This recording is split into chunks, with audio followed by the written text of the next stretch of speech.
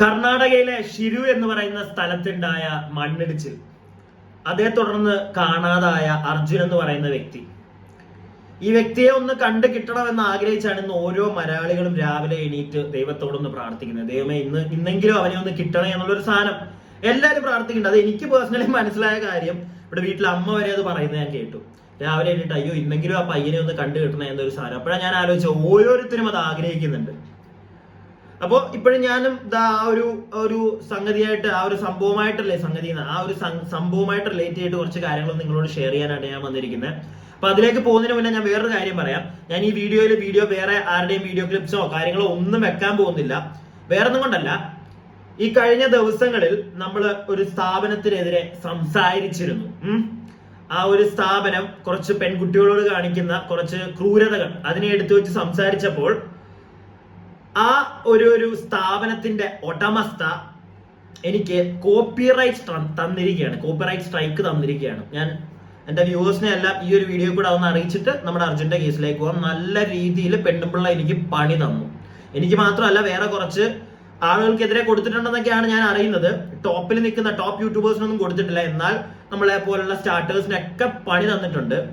അതുകൂടാതെ അവരെന്തോ സ്റ്റോറിയൊക്കെ ഇട്ടിട്ടുണ്ടെന്നൊക്കെ പറയുന്നു. അവര് യൂട്യൂബേഴ്സ് എല്ലാം വീഡിയോ ഡിലീറ്റ് ചെയ്തുകൊണ്ട് പോവാണ്. എന്റെ ചാനലിലും വീഡിയോ ഒന്നും കിടപ്പില്ല. അത് വേറൊന്നും കൊണ്ടല്ല, കോപ്പിറൈറ്റ് സ്ട്രൈക്ക് കിട്ടി അവര് തന്നെ റിമൂവ് ചെയ്തതാണ്. ഓക്കെ, അല്ലാതെ അവര് പറയുന്ന കണക്ക് നമ്മൾ പേടിച്ച് റിമൂവ് ചെയ്തൊന്നുമല്ല, അവര് തന്നെ അടിച്ച് കളഞ്ഞിട്ടുണ്ട്. അതുകൊണ്ട് തന്നെ ഈ വീഡിയോ നിങ്ങൾ മാക്സിമം ഷെയർ ചെയ്ത് അധികം ആൾക്കാരിലോട്ടൊന്നും റീച്ച് കിട്ടുമോ എന്നൊന്നും എനിക്ക് അറിയത്തില്ല. എന്നാലും ഞാൻ ഈ വീഡിയോ ചെയ്യാണ്. കാരണം അർജുന്റെ കേസ് എനിക്കൊന്ന് സംസാരിക്കണമെന്ന് തോന്നി. അതിനുള്ള കാരണം ഇന്നലെ എന്റെ വീഡിയോയിൽ വന്ന കുറച്ച് കമന്റ്സ് ആണ്. അതുപോലെ തന്നെ ഒരു കമന്റ് ഞാൻ കണ്ടിട്ടുണ്ടായിരുന്നു. അതായത് സീക്രട്ട് ഏജന്റ് എന്റെ സ്വന്തം കണ്ണൻ ചേട്ടൻ വീഡിയോ ചെയ്തിട്ടുണ്ടായിരുന്നു, നീ അത് കണ്ടിട്ടല്ലേടാ നീ ചെയ്തതെന്നൊക്കെ ചോദിച്ച്. അപ്പൊ അവരോടാണ് എനിക്ക് ആദ്യമേ പറയാനുള്ളത്, സീക്രട്ട് ഏജന്റ് വീഡിയോ ഇട്ട് വളരെ നിമിഷങ്ങൾക്കുള്ളിൽ തന്നെയാണ് ഞാൻ വീഡിയോ ഇട്ട് അണ്ണന്റെ കണ്ട അപ്പൊ തന്നെ ഇരുന്ന് പെട്ടെന്ന് മറ്റേ വീഡിയോ അങ്ങോട്ട് ചെയ്ത് പടയെന്നും പറഞ്ഞ് എഡിറ്റ് ചെയ്ത് പടയെന്ന് പറഞ്ഞ് പോസ്റ്റ് ചെയ്ത് ഇതൊന്നും നടക്കുന്ന കാര്യമല്ല. അത് യൂട്യൂബിൽ വീഡിയോ ചെയ്യുന്നവർക്ക് അറിയാം. ഓക്കെ, ഇത് ഇച്ചിരി പണിയുള്ള കാര്യമാണ്. അപ്പോ അണ്ണനത് ചെയ്തതിന് മാൻ ഇറ്റ്സ് എ ഗ്രേറ്റ്, വലിയൊരു കാര്യം, ഞാൻ കൈയടി കൊടുക്കും. കാരണം ഇവിടുത്തെ പല മാധ്യമ പ്രവർത്തകർ, പല വാർത്താ ചാനലുകളിൽ വരാത്ത കുറെ കാര്യങ്ങൾ അണ്ണന്റെ വീഡിയോ. ഞാനപ്പോ ഈ ഒരു പെൺകുട്ടിയാന്ന് തോന്നുന്നു ഇന്നലെ കമന്റ് ഇട്ടത്. അപ്പൊ ആ പെൺകുട്ടി പറഞ്ഞതിന് ശേഷം ഞാൻ അണ്ണന്റെ ചാനലിൽ പോയി ഈ വീഡിയോ ആണത്. അണ്ണന് നല്ല വ്യക്തമായിട്ട് കുറെ കാര്യങ്ങൾ പറയുന്നുണ്ട്. ഇന്നും ഞാൻ കണ്ടു അണ്ണന്റെ ഒരു വീഡിയോ. അണ്ണൻ കുറെ കാര്യങ്ങൾ പറയുന്നുണ്ട്. ഈ ഒരു സാധനം തന്നെയാണ് ഞാനും പറയാൻ വന്നത്. കാരണം ഞാൻ ഇന്നലെ ഈ ഒരു കാര്യം പറഞ്ഞതായിരുന്നു. എനിക്കും ഇച്ചിരിയൊക്കെ കന്നഡ മനസ്സിലാവും.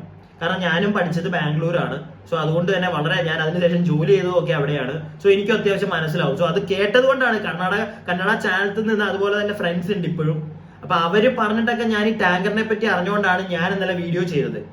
ഈ ഒരു ടാങ്കറിന്റെ ഇഷ്യൂ അല്ലാതെ വേറെ ആരുടെയും കണ്ടിട്ടല്ല. മനസ്സിലാക്കാൻ പറ്റുന്നവർ മനസ്സിലാക്കി, ഇല്ലെങ്കിൽ എനിക്കിപ്പോ ഒന്നും പറയാൻ പറ്റത്തില്ല. അപ്പൊ ഞാൻ ഇന്നലെ കുറെ കാര്യങ്ങൾ പറഞ്ഞു. അതിനകത്തെ കുറച്ച് കാര്യങ്ങൾ അണ്ണനും അത് പറഞ്ഞിട്ടുണ്ട്. മനസ്സിലായില്ലേ?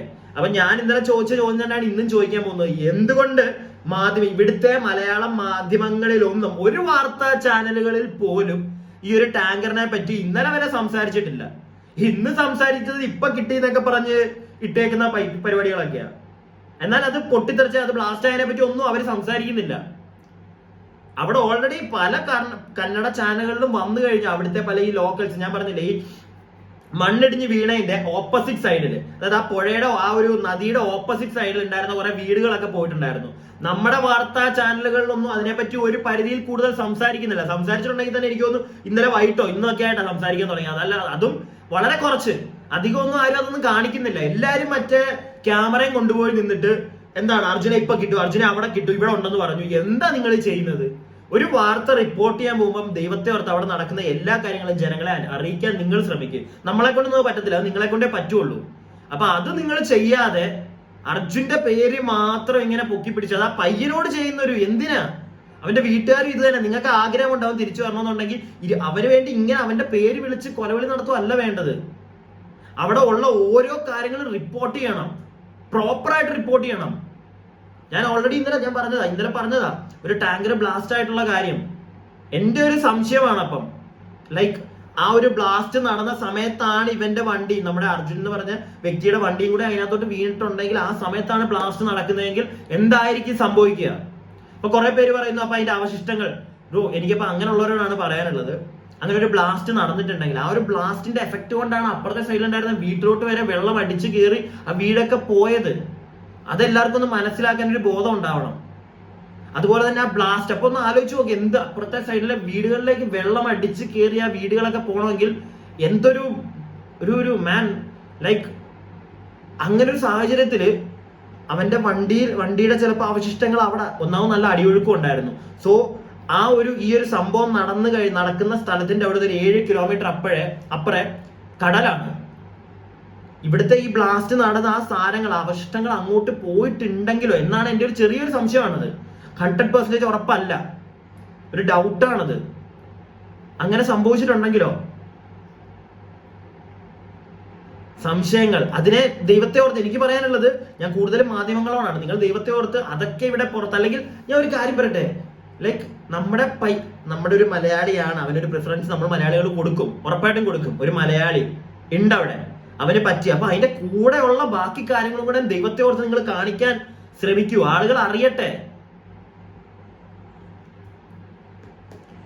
ആ ടാങ്കർ എനിക്ക് ഇപ്പോഴും സത്യം പറഞ്ഞാൽ ഞാൻ ഇപ്പോഴും പ്രാർത്ഥിക്കുന്നുണ്ട്, ആ പയ്യൻ അവനൊന്നും പറ്റാതിരിക്കട്ടെ, തിരിച്ചു വരട്ടെ എന്നാണ്. എന്നാലും നമ്മുടെ ചില ഇൻറ്റ്യൂഷൻസ്, അല്ലെങ്കിൽ നമ്മൾ ഒരു വാർത്ത കാണുമ്പോൾ നമുക്ക് തോന്നിയ കുറച്ച് തോട്ട്സ് ആണ് ഇതൊക്കെ. കുറെ പേര് എന്നോട് ചോദിക്കുന്നുണ്ടായിരുന്നു, അങ്ങനെ ബ്ലാസ്റ്റ് നടന്നെങ്കിലും ആ തടികൾ ഒക്കെ കാണില്ലേ അവിടെ, അല്ലെങ്കിൽ ഒരു മണ്ണിന്റെ കൂമ്പാരം ഞാൻ ഇന്ന് കണ്ടിട്ടുണ്ടായിരുന്നു. ഒരാൾ എന്നോട് ചോദിച്ചതാണ്, ഈ നമ്മുടെ ആ ഒരു നദിയില് മൺകൂന പോലെ ഉണ്ട്, അപ്പൊ അതിന്റെ അടിയിൽ എവിടെയെങ്കിലും ഉണ്ടാവില്ലേ എന്നുള്ളൊരു കാര്യമൊക്കെ പറയുന്നുണ്ട്. ഉണ്ടാവാം, ഉണ്ടാവട്ടെ എന്ന് ഞാനും ആഗ്രഹിക്കുന്നുണ്ട്. ഇതൊരു പോസിബിലിറ്റിയാണ് ഞാൻ പറഞ്ഞത്. ഇങ്ങനൊരു സംഗതി അവിടെ നടന്നിട്ടുണ്ട്, എന്തായാലും ഒരു ടാങ്കർ ബ്ലാസ്റ്റ് ആയിട്ടുണ്ട്. അപ്പോ ആ ഒരു ബ്ലാസ്റ്റിൽ പെട്ടുപോയിട്ടുണ്ടെങ്കിൽ ഒരു പോസിബിലിറ്റി അവിടെ ഇല്ലേ, അതെല്ലാരും ഒന്ന് അറിയണം. അതേ ഞാനും ആഗ്രഹിക്കുന്നുള്ളൂ. അതാരും അറിയാതെ പോകരുത്. ഓക്കെ, അതുപോലെ തന്നെ ലൈക്ക് പേര് ഞാൻ വീണ്ടും പറയുന്നതിന് നിങ്ങൾക്ക് ഞാൻ വേറൊരു കാര്യം ആദ്യമേ പറയാം. ലൈക്ക് ഞാനത് ആ പേര് പറയുമ്പോൾ തന്നെ ചിലർക്ക് ദേഷ്യം വരും. പക്ഷെ എന്താണെങ്കിലും ഇവിടെ ഒരാൾ നല്ല എന്തെങ്കിലും ചെയ്യുന്നുണ്ടെങ്കിൽ അതിനെ നമ്മൾ അക്സെപ്റ്റ് ചെയ്യാൻ പഠിക്കണമെന്ന് അങ്ങനെ ആഗ്രഹിക്കുന്ന ഒരുത്തനാണ് ഞാൻ.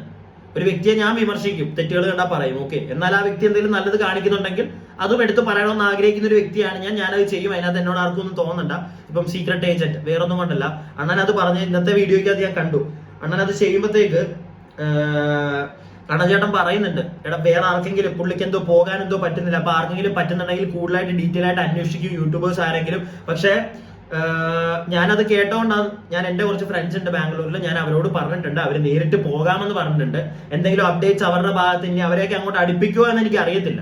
അങ്ങനെ അവർക്ക് അങ്ങനെ പോകാൻ പറ്റിയ എന്തെങ്കിലും ഡീറ്റെയിൽസ് കിട്ടുവാണെങ്കിൽ എന്തായാലും ഞാൻ എൻ്റെ ഒരു ചാനൽ വഴി അപ്ഡേറ്റ് ചെയ്യും. ഈ വീഡിയോ ഒക്കെ എന്തോരം റീച്ച് ആവുമെന്ന് എനിക്ക് അറിയത്തില്ല. ഞാൻ ആദ്യമേ പറഞ്ഞല്ലോ, ഒരു ചേച്ചി എനിക്ക് കോപ്പിറൈറ്റ് അടിച്ച് തന്നു വെച്ചേക്കുന്നതുകൊണ്ട് തന്നെ എന്തോരം കയറുമെന്ന് അറിയത്തില്ല.